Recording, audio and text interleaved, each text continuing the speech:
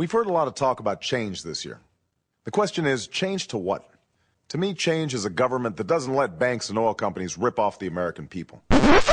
People say things when they're running because they don't know the powers that really control the house that they're going to live in. White folks I work with ain't so bad. That's why I say America needs a regime change, or the American people will never have what the Constitution guarantees. Is that what you're worried about? You think Barack Obama can do that?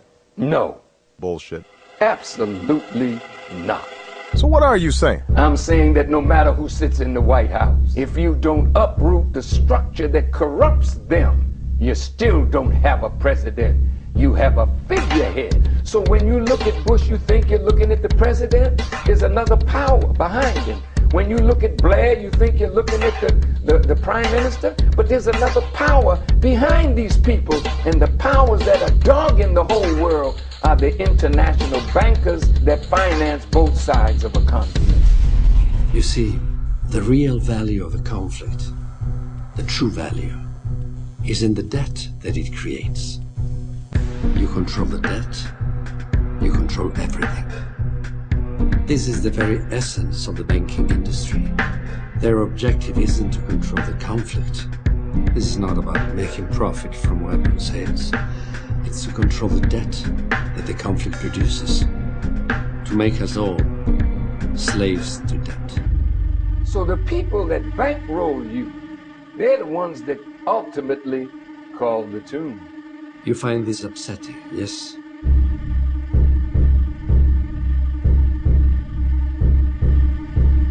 How far up your ass does this guy's dick have to be before you realize he's fucking you? What is the proper relationship, what should be the proper relationship between a chairman of the Fed and a president of the United States? What the relationships are don't frankly matter. Hold on a minute, something's slapping my ass. Hey, he's fucking us! There is no other agency of government which can overrule actions that we take. And I said, I don't think the members of Congress really know how little effect they have in controlling things. Really, and that means that the Congress itself doesn't have much control. The people doesn't have much. They don't have much to say about it either. The control of overall policy is really in the hands of a very small number of people who control all the administrations, all the appointments to cabinets, and certainly all the appointments to the Federal Reserve. And so my first question is, yes or no, do you support the concept of having the presidents of each of the Federal Reserve banks join the ranks of your Board of Governors and be nominated by the President and confirmed by the Senate to have a more representative Fed? No. Wait a minute. Something's slapping my ass. Hey! He's fucking us!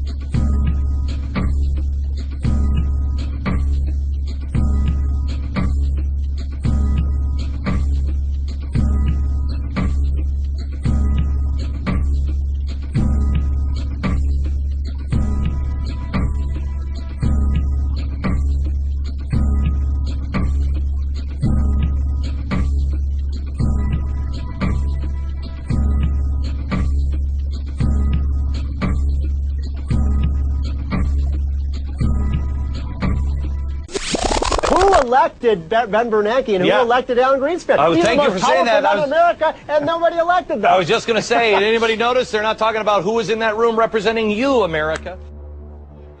I want you to walk with me. I got lawyers up here, lawyers down there, politicians up here, politicians down there. Let's walk through this criminal enterprise. Walk through it. Walk through it. I gotta say, you're dealing with a criminal government here. These are criminals in power. Because I really don't care no more about what anybody thinks. If you don't have the testicular fortitude to say what needs to be said, then sit down and stop trying to say you speak for our people and the hurt of the poor. Now I close. Excuse me. I think I'm getting excited. Now, I may sound radical to you. I may sound like I've gone off a little. But I want to prove what I just said. See, these are criminals. Maybe not in your eyes, but you can't see. Right now, you see your government as a tree, immovable, strong and powerful like a tree. You don't see as you should see. They're mannequins in the window of the Democratic store. They're dressed beautifully.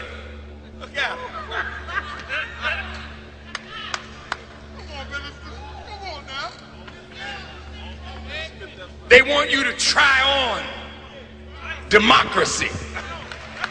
This country don't give a damn about democracy. They're tricking you.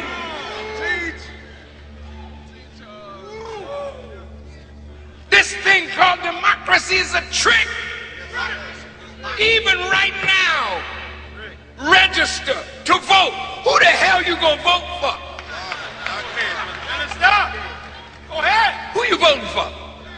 Well, thank God we can get rid of Bush.